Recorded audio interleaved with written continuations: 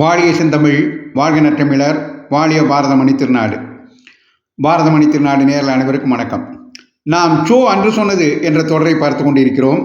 அதில் இன்று 53வது பகுதியாக இலங்கை தமிழர் பிரச்சனையில் அவர் மேற்கொண்ட நிலைப்பாடுகளை ஆராய இருக்கிறோம். முதல்ல இதுதான் பிரபாகரனின் பலம் என்ற தலைப்பிலே 15/10/1987 அவர் எழுதிய தலையங்கம்.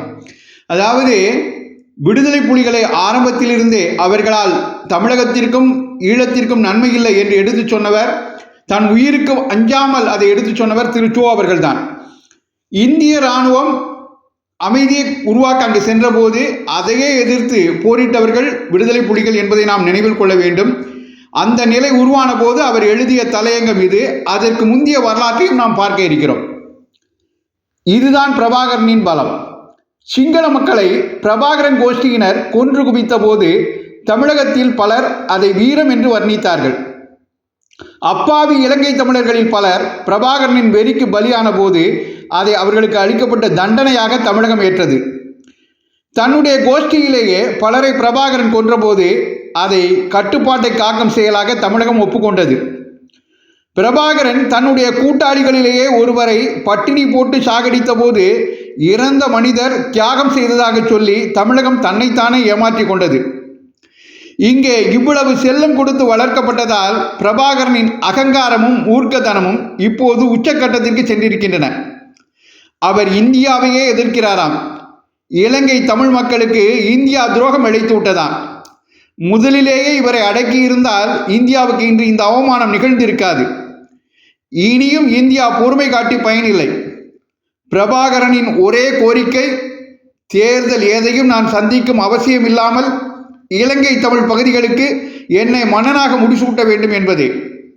இதை இந்தியா செய்து தராவிட்டால் தமிழர்களையும் கொன்று சிங்களவர்களையும் கொன்று ஒரு இரத்த வெறி ஆட்டம் ஆடி காண்பிப்பதாக அவர் மிரட்டுகிறார்.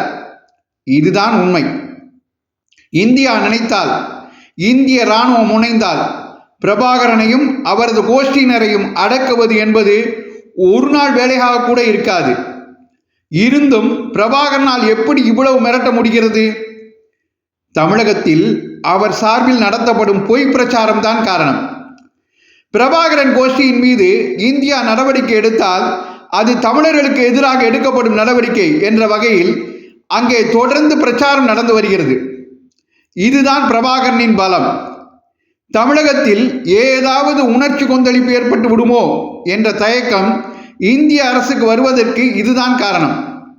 இதை பயன்படுத்தி கொண்டுதான் பிரபாகரன் தனது அட்டகாசங்களை தொடர்ந்து செய்து வருகிறார். தமிழக மக்கள் இந்த உண்மையை நன்றாக உணர்ந்து கொண்டு இலங்கை பிரச்சனையை பற்றி நியாயமான அபிப்பிராயத்தை உருவாக்கி வளர்த்து கொள்ள வேண்டும் என்று இந்த தலையங்கத்தை நிறைவு செய்கிறார். அந்த தலையங்கம் தொடர்பான வேறு சில கார்ட்டூன்களையும் நாம் பார்க்க இருக்கிறோம்.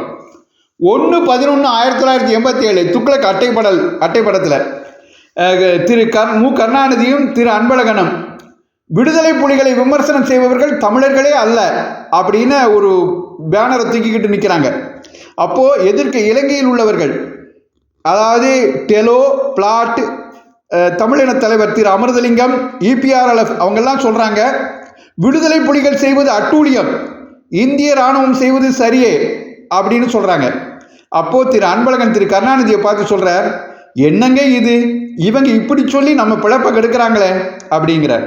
உடனே திரு மு கருணாநிதி சொல்கிறார், தமிழ்நாட்டுக்காரங்க இப்படி பேசினா மலையாளி எட்டப்பண்ண எதையாவது சொல்லலாம், இவங்களை என்ன சொல்லி தொலைக்கிறது அப்படிங்கிறார். அதாவது இந்திய இராணுவத்திற்கு விடுதலை புலிகளை தவிர மற்ற அனைவரின் ஆதரவும் இலங்கையில் இருந்தது என்பதை திரு சோ இந்த அட்டைப்படத்தின் மூலம் சுட்டிக்காட்டி, தமிழகத்தில் அரசியல் கட்சிகள் எடுத்த நிலைப்பாடுதான் விடுதலை புலிகளை அடக்குவதில் இந்திய இராணுவம் மெத்தனம் காட்ட வேண்டிய ஒரு நிலையை ஏற்படுத்தியது என்பதை நமக்கு விளக்குகிறார்.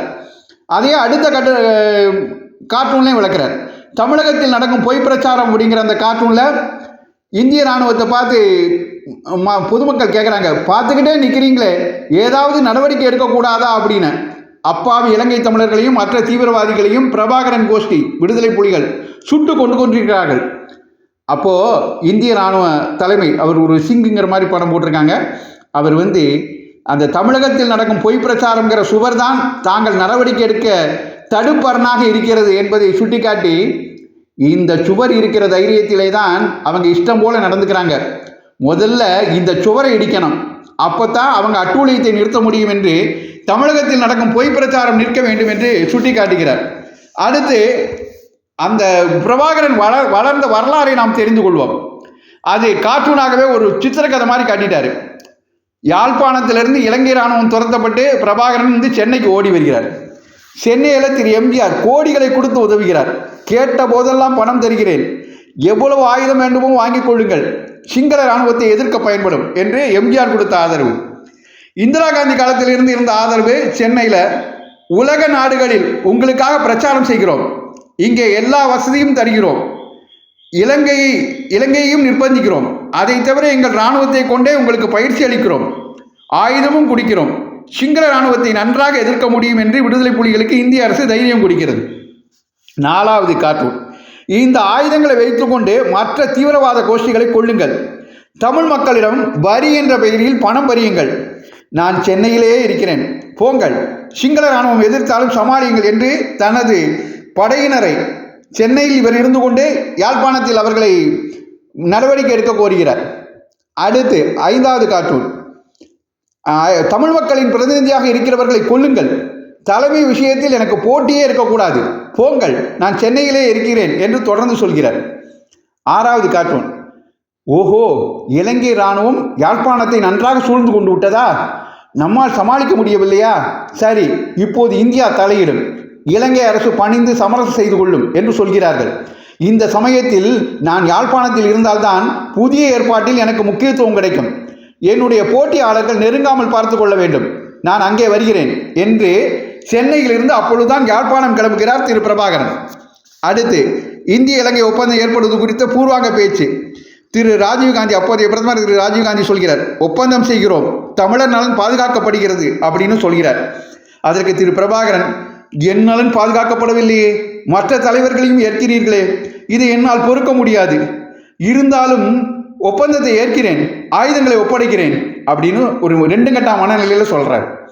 அடுத்தால 8வது கார்ட்டூன், யாழ்ப்பாணத்துக்கு போய் எனக்கு மட்டுமே பதவி என்று உறுதி செய்யாத இந்த ஒப்பந்தத்தை நாசமாக்க வேண்டும், ஆயுதங்களை ஒப்படைக்கக்கூடாது, இந்திய இராணுவமே நம்மை தாக்குமாறு செய்ய வேண்டும், தமிழ்நாட்டில் நம் ஆதரவாளர்களை விட்டு பிரச்சாரம் செய்து இந்திய அரசை மிரட்டி எனக்கு மட்டுமே பதவி பெற்று தருமாறு செய்து விடலாம் என்று கூறுகிறார்.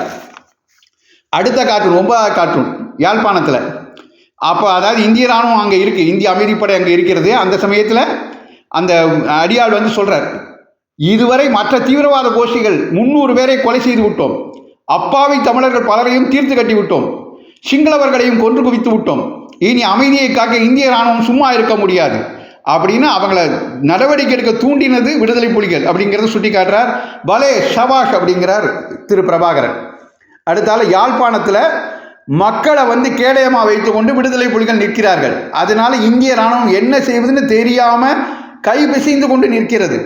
11வது கார்ட்டூன், யாழ்ப்பாணத்தில் தமிழ்நாட்டில் நம்மை ஆதரிக்கக்கூடிய கட்சி தலைவர்களுக்கெல்லாம் மனுக்களை அனுப்புங்கள், அங்கே ரகளை தோன்றினால்தான் நம்மால் பிழைக்க முடியும், அதுவரை இங்கே மக்களை கேடயமாக பலி கொடுத்து நாம் தப்பித்துக் கொள்வோம் என்று சொல்கிறார்.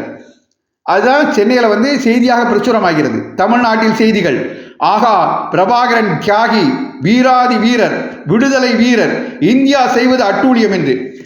இந்திய அமைதிப்படை ஒழுங்காக செயல்பட்ட போதும் அதன் மீது பழியை சுமத்திய விடுதலை புலிகளை நமக்கு தோலுரித்து காட்டுகிறார் திரு சோ அவர்கள். சோ அன்று சொன்னது தொடர்ந்து கேட்க பாரத மணி திருநாடு சேனலை பின்தொடருங்கள் என்று அன்போடு கேட்டுக்கொண்டு விடைபெறுகிறேன். நன்றி, வணக்கம், ஜெய்ஹிந்த்.